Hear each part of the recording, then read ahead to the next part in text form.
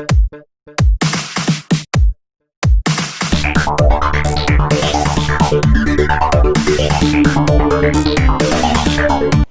To everyone, CSR NET physical science की series में आज हम कोची रेजिड्यू थ्योरम से बेस्ड एग्जांपल करेंगे। साथ ही साथ हम देखेंगे कि उसका मैथमेटिकल एक्सप्रेशन क्या है, जो फॉर्मूला हमें यूज करना होता है। सो मैथमेटिकल एक्सप्रेशन जो होता है कोची रेजिड्यू थ्योरम का, वो है प्लस माइनस 2 पाई आयोटा या फिर pi iota and multiplied with sum of residues. ठीक है, ये फॉर्मूला होता है मेनली। अब प्लस कब यूज करना है, माइनस कब यूज करना है। अगर आपके पास में काउंटर एंटी क्लॉकवाइज है तो फिर हम प्लस यूज करते हैं, और अगर क्लॉकवाइज है तो माइनस यूज करते हैं। अगर क्वेश्चन में ऐसा कुछ नहीं कहा गया है, जैसे सिंपली आपको दे दिया इस टाइप से, ठीक है, और आपके पास में F of Z D Z, ठीक है, ये आपको गिवन है, तो फिर हम प्लस ही यूज करेंगे। इसमें हम मान के चलेंगे कि इस केस में जो काउंटर है वो कैसा है, एंटी क्लॉकवाइज है। कई बार इस तरीके से दे देता है, ये इस तरीके से है, ऐसे, तो हमको स्पेसिफाई होगा कि ये कैसा है, एंटी क्लॉकवाइज है। ठीक है, कई बार क्वेश्चन में दे देता है, जैसे 2017 में एक एग्जांपल था शायद इस टाइप से गिवन था।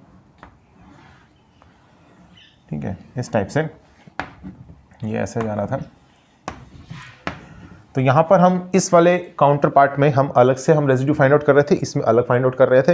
अगर इसमें आप देखेंगे तो ये कैसे जा रहा है, एंटी क्लॉकवाइज, तो प्लस आता है इसके अंदर, और इसमें हम देख रहे हैं कि क्लॉकवाइज जा रहा था, इसमें माइनस आता है। तो ऐड करते टाइम ये प्लस माइनस की गड़बड़ जो है वो हो जाती है कई बार। ठीक है, तो उसको आप ध्यान रखिएगा कि एंटी क्लॉकवाइज के केस में प्लस आता है, एंटी क्लॉकवाइज के केस में काउंटर कैसा हो, एंटी क्लॉकवाइज। ठीक है, और माइनस के कब आता है, जब क्लॉकवाइज केस हो, फिर नेक्स्ट हम बात करते हैं 2 पाई आयोटा कब है, पाई आयोटा कब है। देखिए, अधिकतर केसेस में 2 पाई आयोटा ही यूज करते हैं। पाई आयोटा का सिर्फ और सिर्फ एक ही केस है कि जब भी हमें इस टाइप का इंटीग्रेशन सॉल्व करना होता है, 0 टू इन्फिनिटी या फिर माइनस इन्फिनिटी टू इन्फिनिटी, क्योंकि ये हम डायरेक्टली सॉल्व नहीं करते हैं, इसको हम कन्वर्ट करते हैं पहले माइनस इन्फिनिटी से इन्फिनिटी, फिर उसके बाद में इसको हम सॉल्व करते हैं। ठीक है, अगर मान लीजिए अंदर अपने पास में क्या हो, अगर यहाँ पर अंदर अपने पास में इवन फंक्शन है, ठीक है, तो इवन फंक्शन है तो हम क्या लिख सकते हैं, हम इसको लिख सकते हैं माइनस इन्फिनिटी टू इन्फिनिटी क्या होता है, ट्वाइस ऑफ 0 टू इन्फिनिटी होता है। सो 0 टू इन्फिनिटी कितना हो जाएगा, हाफ हो जाएगा माइनस इन्फिनिटी टू इन्फिनिटी। इसको कन्वर्ट करने के बाद में आप जो है कोची रेजिड्यू थ्योरम लगा करके उसको सॉल्व करते हैं। तो ऐसे इंटीग्रेशंस में जो काउंटर इंटीग्रल जो हम सॉल्व करते हैं, उसमें जो हमको काउंटर मानना होता है वो होता है सेमी सर्कल। क्या होता है, सेमी सर्कल। अब सेमी सर्कल में ये जो आप देख रहे हैं रियल एक्सिस, ठीक है, अगर पोल्स इन रियल एक्सिस के ऊपर कहीं पर भी लाई करता है तो फिर हम पाई आयोटा यूज करते हैं, अदरवाइज हम 2 पाई आयोटा यूज करेंगे। जैसे अभी थोड़ी देर में हम क्वेश्चन देखेंगे ना, 0 to infinity ln x divided by 1 plus x square dx। ठीक है, ऐसा आपने थंबनेल में देख लिया होगा। ये क्वेश्चन हम करेंगे तो आप देख रहे हैं कि x को हम z से रिप्लेस करेंगे तो z square plus 1 is equal to 0 हो जाएगा to find out the poles. ठीक है, सो पोल्स फाइंड आउट करने के लिए हम क्या करेंगे, z square plus 1 is equal to 0, so that means z is equal to plus minus iota. ठीक है, तो माइनस आयोटा तो जो है वो तो आउट ऑफ दिस काउंटर आ जाएगा, तो उसको तो हम काउंट करेंगे नहीं, यानी कि उसका हम रेजिड्यू फाइंड आउट नहीं करेंगे, लेकिन प्लस आयोटा का हम फाइंड आउट करेंगे। और प्लस आयोटा जो है वो इमेजिनरी एक्सिस पर लाई कर रहा है, इसलिए हम यूज करेंगे 2 पाई आयोटा, ना कि पाई आयोटा। फिर नेक्स्ट हम बात करते हैं सम ऑफ रेजिड्यूज। अब देखिए रेजिड्यूज जो है वो हम कैसे फाइंड आउट करें, तो इसके लिए सबसे पहले आपको जानना चाहिए कि सिंगुलरिटी जो है वो किस किस टाइप्स की होती हैं, और उसके बाद में उनको हम पहचाने कैसे सिंगुलरिटीज को, ये हम देखते हैं सबसे पहले। देखिए, सिंगुलरिटीज को पहचानने के लिए लॉरेंट सीरीज एक्सपेंशन आपको आना चाहिए, लॉरेंट सीरीज एक्सपेंशन। ठीक है, लॉरेंट सीरीज एक्सपेंशन, ये लॉन्ग मेथड है, शॉर्ट मेथड भी बता देते हैं। लॉरेंट सीरीज एक्सपेंशन आपको देखना होगा, तो किसी भी फंक्शन f ऑफ z का अगर आप लॉरेंट सीरीज एक्सपेंशन देखते हैं तो आपके पास वो इस फॉर्म का होता है, n is equal to 0 to infinity an z minus z naught to the power n plus में n is equal to 1 to infinity bn और z minus z naught to the power minus n। ठीक है, इसमें ये जो आप देख रहे हैं ये होता है प्रिंसिपल पार्ट, ये होता है प्रिंसिपल पार्ट।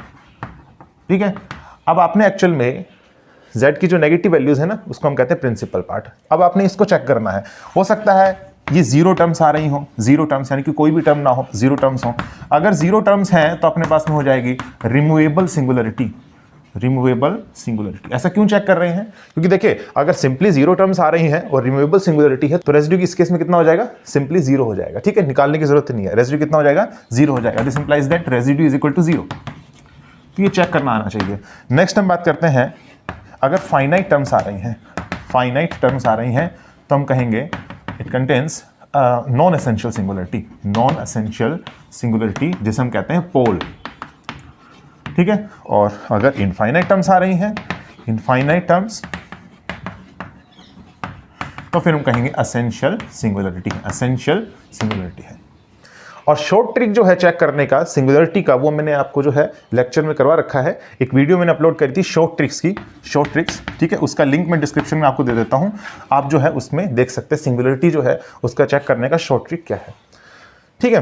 तो यहां से हम देखेंगे अब सिंगुलरिटी में, देखिए रिमूवेबल हो सकता है, नॉन एसेंशियल और एसेंशियल हो सकता है। देखिए अगर रिमूवेबल सिंगुलरिटी है तो सिंपली रेसिड्यू जीरो हो जाता है। अगर नॉन एसेंशियल सिंगुलरिटी या पोल है तो nth ऑर्डर पोल, ठीक है, nth ऑर्डर पोल के लिए रेसिड्यू का जो जनरल फॉर्मूला है वो है आपके पास में, रेसिड्यू का जनरल फॉर्मूला वो आ जाता है 1/(1) का फैक्टोरियल और dn-1 dzn-1 z minus z0 n-1 and f of z. You have to calculate this at z is equal to z0. Because you have to find out the residue at z is equal to z0 and z is equal to z0 is nth order pole. ठीक है, ये तो हुआ बात general method की to find out the nth order pole उस case में, ठीक है। एक होता है एसेंशियल सिंगुलरिटी। एसेंशियल सिंगुलरिटी में देखिए, एसेंशियल सिंगुलरिटी में शॉर्ट ट्रिक ये है कि आपने जो यूज करना है वो है, मान लीजिए जेड नोट के अबाउट आपने रेसिड्यू फाइंड आउट करना है, तो वो क्या हो जाएगा, वो सिंपली हो जाएगा 1 divided by z minus Z note का क्या कोफिशिएंट है under the Laurent series expansion, ठीक है। लॉरेंट सीरीज एक्सपेंशन करते time 1 divided by z minus Z note का क्या कोफिशिएंट है वही आपका हो जाएगा रेसिड्यू, ठीक है, in case of essential singularity. एक और ट्रिक है, नॉन एसेंशियल या फिर पोल है फर्स्ट ऑर्डर का, तो उस केस में आप शॉर्ट ट्रिक अपना सकते हैं। फर्स्ट ऑर्डर के केस में आप फॉर्मूला लगाएंगे, देखिए अगर आपके पास फॉर्म बन रही है p/q की, ठीक है, ये सिर्फ फर्स्ट ऑर्डर पोल में लगाना है आपने ये वाली ट्रिक, ठीक है। फर्स्ट ऑर्डर पोल में अगर p/q फॉर्म का आपके पास में है कोई function f of z such that you have to find suppose at z is equal to z0 residue, ठीक है, about z is equal to z0 you have to find out the residue, so you have to check at z is equal to z0 q must be equal to 0 but p does not equal to 0। अगर ऐसा case आपके पास में आ रहा है और first order pole है तो सिंपली रेसिड्यू हो जाएगा p/q डैश, पर q डैश 0 नहीं होना चाहिए at z is equal to z0, ये भी कंडीशन है, ठीक है। सो p/q डैश ये क्या हो जाएगा, आपका रेसिड्यू हो जाएगा सिंपली। तो ये दो शॉर्ट ट्रिक्स आप याद रखिएगा। रिमूवेबल के केस में रेसिड्यू 0 होता है, nth ऑर्डर पोल के लिए फॉर्मूला ये है आपके पास जनरल, ठीक है। इसके बाद में एसेंशियल आपके पास में है तो about z is equal to z0 residue कितना हो जाएगा, coefficient of 1/z minus z0 in the Laurent series expansion, और फर्स्ट ऑर्डर पोल है और फंक्शन आपका इस टाइप से है p/q such that at z is equal to z0 q become 0 but p does not equal to 0, then residue is simply p/q dash, ठीक है। अब हम जो है क्वेश्चंस की तरफ प्रोसीड करते हैं, ठीक है। सो चलिए क्वेश्चन देखते हैं। अब देखिए जो क्वेश्चन है आपके पास में वो है 0 to infinity ln x divided by 1 + x² dx। सबसे पहले x को z से रिप्लेस कर देते हैं तो आपके पास आ जाएगा 0 to infinity ln z divided by 1 + z² dz।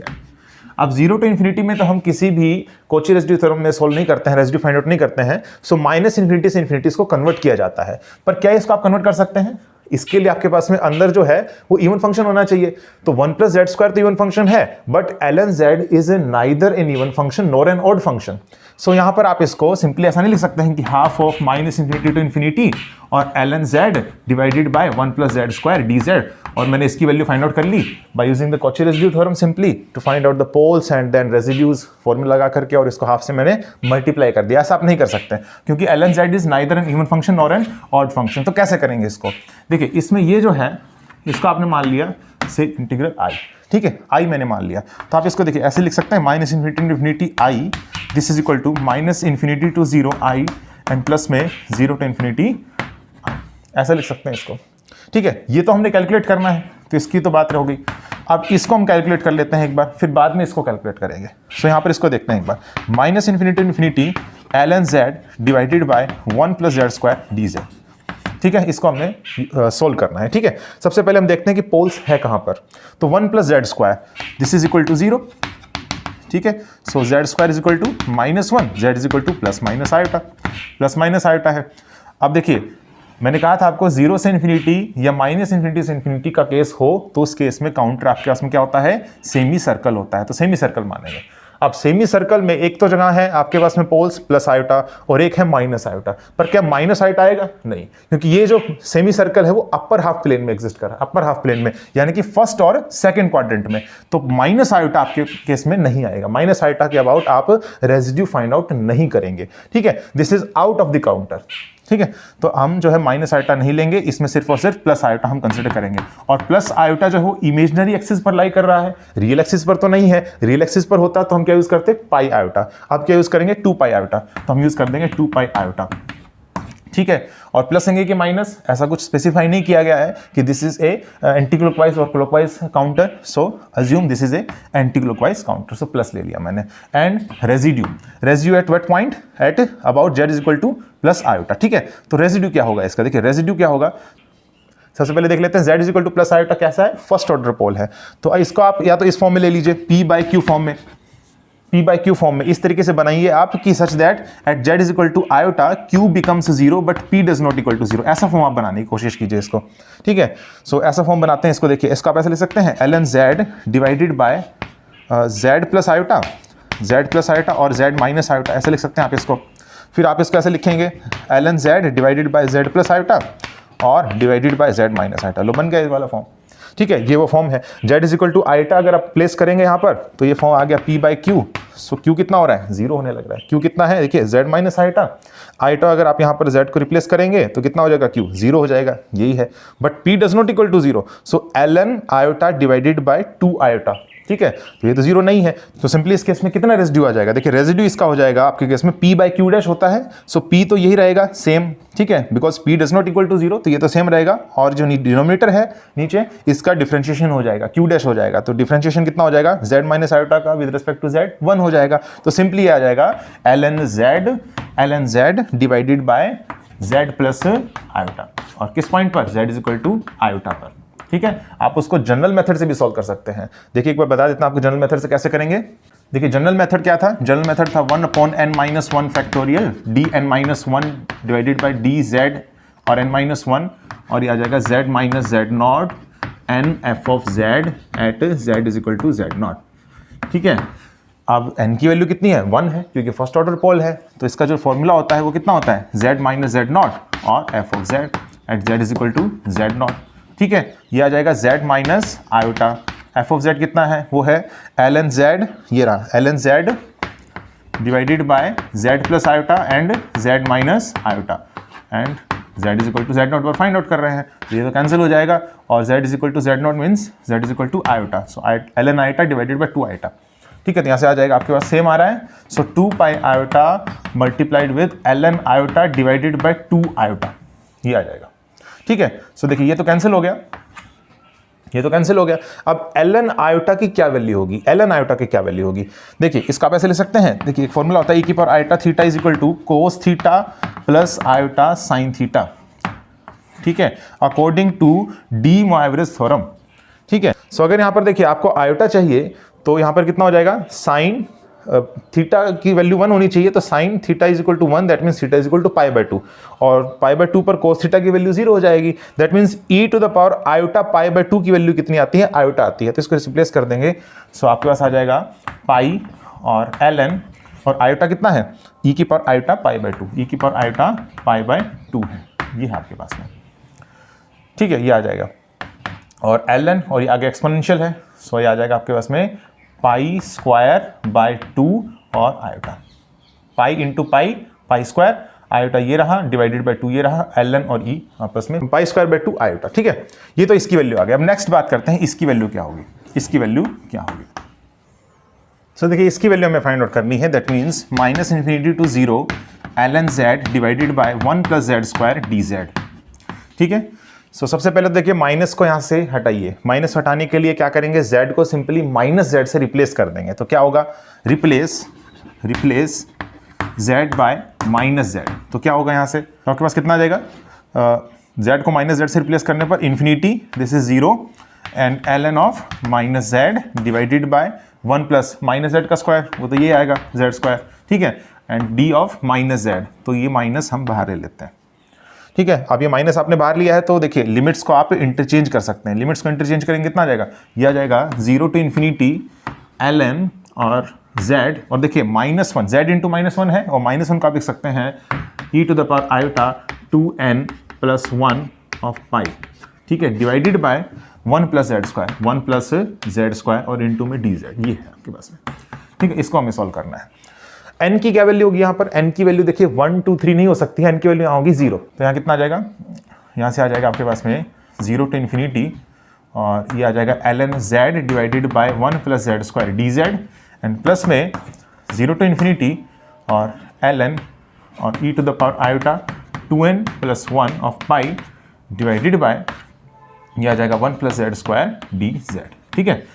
और देखिए ये आपके पास में वही इंटीग्रल है, ठीक है, ये सेम है, दिस इज सेम, सो ये आ जाएगा आपके पास में iota pi by 2, this is equal to twice of 0 to ∞ i plus में ये वैल्यू। अब देखिए इस वैल्यू में ln और e, ये तो कितना आ जाएगा 1 हो जाएगा, और आयोटा और ये आ जाएगा, n की वैल्यू कितनी है 0 है, तो पाई आ जाएगा, सो 0 to ∞ पाई और 1 डिवाइडेड बाय 1 + z² और dz आ जाएगा, ठीक है। और अब देखिए ये जो वैल्यू है, ये this is the imaginary part, ठीक है, this is also imaginary part. तो अगर आप दोनों साइड कंपेयर करेंगे, ठीक है, इसको इधर ले जा करके, इसको इधर ले जाकर कंपेयर करेंगे, तो आपके पास में कोई रियल वैल्यू मिलेगी? रियल वैल्यू नहीं मिलेगी, रियल वैल्यू नहीं मिलेगी, that means 0 to ∞ ln z divided by 1 + z² की वैल्यू कितनी आ जाएगी? 0 आ जाएगी सिंपली, ठीक है, क्योंकि अपने पास में कोई रियल वैल्यू आ ही नहीं रही है, इमेजिनरी वैल्यू आ रही है, तो ये आंसर आ जाएगा अपने पास। Now my question is why I take only n = 0 here, because देखिए यहाँ पर हम इसको ऐसे लिख सकते हैं ln ऑफ, अगर देखिए ln ऑफ z हम मान के चलते हैं simply, this is a function, ठीक है, तो आप इसमें से ले सकते हैं ln of r e to the power iota theta, ठीक है, इसी को आप ऐसे लिख सकते हैं r e to the power iota theta plus 2n pi, because theta is not unique, ठीक है। अगर आप थीटा को चेंज कर देते हैं थीटा प्लस 2n पाई, तो फिर आपके पास में यहाँ पर क्या हो जाता है, आपके पास थीटा की वैल्यू सेम आपके पास में मिल जाती है, ठीक है। तो क्या होगा देखिए, z की जो वैल्यू है, अगर आप थीटा को चेंज कर देते हैं तो n की डिफरेंट वैल्यूज पर, जैसे 0 आप मानने के चले, 1 मान के चले, 2 मान के चले, 3 सो ऑन, तो इन पर आपको वैल्यूज जो है z की वो सेम मिलती चली जाएंगी, ठीक है। ये z है, ये वैल्यूज आपके पास सेम मिलती चली जाएंगी। क्या क्या मिलेगा देखिए, इसको आप ऐसे ले सकते हैं ln r प्लस में ln और e to the power iota theta plus 2n pi, ठीक है, इसको आप ऐसे ले सकते हैं ln r प्लस में आयोटा थीटा प्लस में 2n पाई।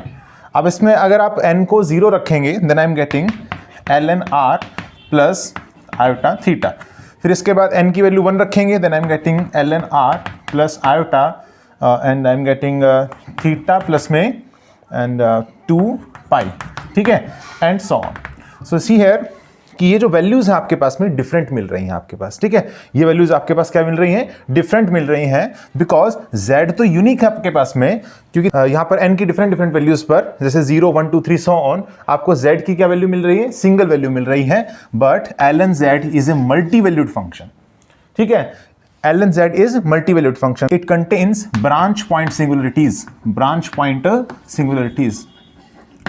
ठीक है, that's why we take here only n is equal to 0, ठीक है, n is equal to 0, because for n is equal to 0 this is a single valued function and for other values this is a multi valued function, so this is the reason why I take n is equal to 0 only, ठीक है। सो आज के lecture में इतना ही। अगर आपकी video पसंद आई है तो आप इसे लाइक कीजिए, कमेंट कीजिए, शेयर कीजिए और चैनल को सब्सक्राइब कीजिए। Thank you.